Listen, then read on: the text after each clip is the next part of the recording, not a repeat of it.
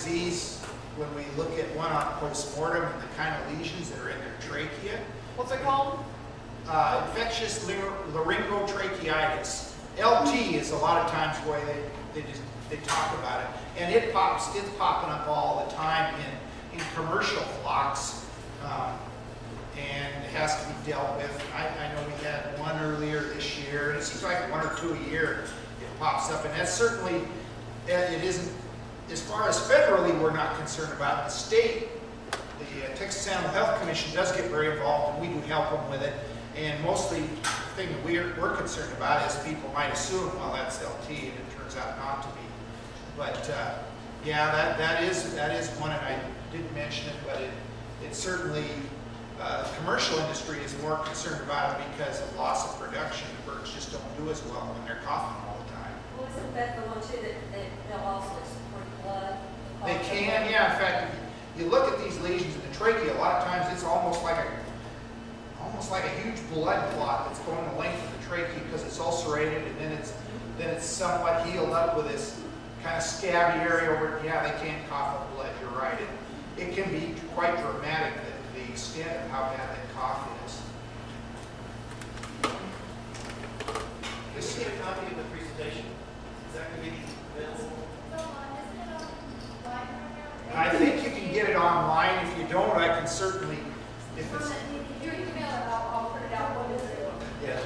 okay, yeah. Yeah, it contains, I mean, pretty much most of it is in the various brochures, but I'll be glad to send you a copy. Again, it's one that's been cleared, so. That's right. Over here on the table, a lot of that information is Dr. Greenlee saying is in there. There are some CDs there as well, and there's some other forms of it. Please, feel free, I mean, not just, a lot of times, you only want to take one, but if you've got a neighbor that you think would be interested or whatever, take it, because I just as soon not carry it back. Well, thank you for your presentation. I mean, that's one of the things as backyard poultry owners we try to practice is just responsible pet ownership in general, whether that be checking with your neighbor about their feelings on chickens, and by also doing this, you're promoting that responsible pet ownership. So I really appreciate you taking the time. Yeah, I mean, and one thing, just urban agriculture is becoming a big deal. Right, absolutely. It really is. And if you've got people, I would say one of the things that you can do if you've got people that you know are going to want to look at your chickens, make yourself a foot bath. Yeah. Get a tub, put a piece of like indoor outdoor carpet in the bottom, and then pour enough bleach, or, bleach in water solution or some other disinfectant such that it just covers the carpet and a little bit more, so when they get in there and step, the soles of their feet are going to their shoes are going to get coated, and just that alone can go a long ways to protecting your birds. On that same note, when you're talking about coopers, that's one of the precautions we took, trying to find that balance. So we asked that our coop owners keep their flocks at least a day before and a day after, and so that people couldn't come in contact. Now, granted, they're still seeing it, but it's kind of that balancing act, as you said. Yeah. We tried to put balance on that one. It just wasn't practical with the number of people coming to try to. But some people did. I think try to for sure. Well, another thing that works good if you know you're going to have a big tour, they're really inexpensive, are some plastic throwaway booties that you just pull on over. I mean, you pull those on and then they leave them there. Put them in a bag as they're going out, type of thing. And we go through those by the hundreds when we're dealing with some, thousands when we're dealing with some kind of an outbreak, and they are inexpensive. The other point on was with the wild birds, that songbirds aren't such a big deal. Some other point, and this may already be in your head, it's kind of common sense, but is if you feed birds, make sure they're fed in a different area that the chickens can't feed to. If you have wild bird feeders, if you're feeding the birds where the chickens can go, then you're sort of attracting that intermingling. Yeah, good point. And I think I did mention is if you have, say, citizen birds, parrots or whatever in your house, be really careful about going from one to the other. Make sure that you wash well and that you change your clothes and that kind of thing, because they do tend to harbor different kinds of diseases a lot of times that are most common, but they can go back and forth. I just thought of something, I get my food probably while I'm in church all the time, and they have that food thing, should I wash my tires before and after leaving might depend on how close, in other words, if you were picking up feed and then you were driving right back by the coops to unload it, that probably would be a good idea to spray them down. On the other hand, if you're parking in the garage and then you're just When going I to... go about 15, 20 miles, and I'll go 4 miles. Well, not totally. I mean, if you've got mud, you know, say it's a muddy spot where they're pulling in there and so mud gets up in the tread of your tires, that can stay there a long time.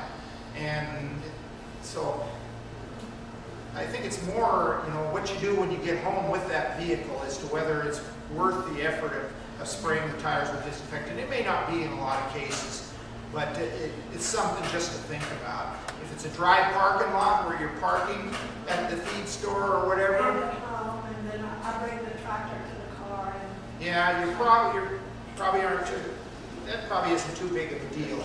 If you were driving down a muddy driveway back to the barn, and you know, then that's a little different story. So you just kind of have to, you know, use your own judgment and be practical, but be safe. Yes. How well do the hand sanitizers work? As far as like if you're handling, or I have a parrot, so I handle both birds.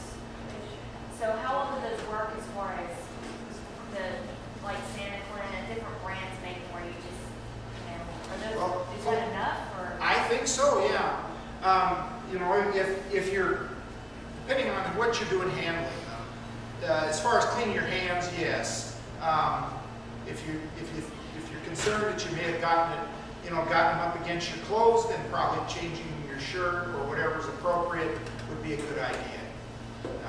Footwear is probably the biggest thing.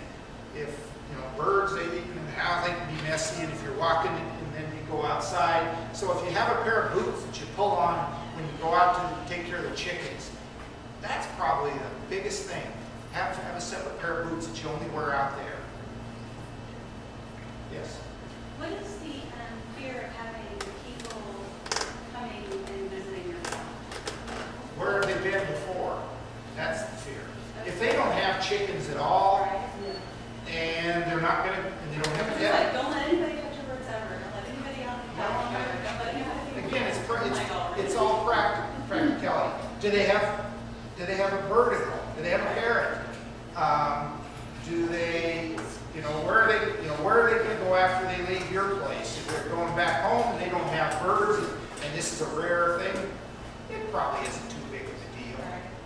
I can tell you out in California, with the END outbreak in 2003, one of the big things that fortunately we don't have to deal with here is fighting chickens. And people who went to events where chickens were fought, or even went to places that they were being sold where there wasn't any fighting going on, didn't touch a bird, and then came back home and took care of their own birds, and maybe on their feet or whatever, somehow they ended up becoming infected. And so, you know, if it's city folks and they're coming to your house and they want to see your chickens and they don't have birds, I probably wouldn't be too worried about it. But I probably wouldn't want them to go in the coop anyway. But if you want to get out there and you want to bring it, you know, you got a really nice one and you want to bring it out and handle it, I probably wouldn't get too worried about that. But Because my son's in 4-H, and he has birds, and we live on 5 acres, and they free range. yeah, We have our chicken shoes that we wear whenever we go into great. the coop area. Whenever we have anyone come over, we have them go through and put them. We use Nalsan, which works really nice. Yeah, that's a good It doesn't viricide. hurt anybody's shoes. And so we take precautions, but I was like, what would someone that has never been, I mean, we get into a park, you know, Well, they were walking, and. Yeah, I mean, again, it's all about weighing the risk. And yeah, if that day before they came to your house, yeah, they went to a park and they were feeding the ducks there, you know, yeah, then the risk is higher. But again, if you've done the foot bath thing, if you've made them wash their hands and that sort of thing, you've probably mitigated the risk pretty far.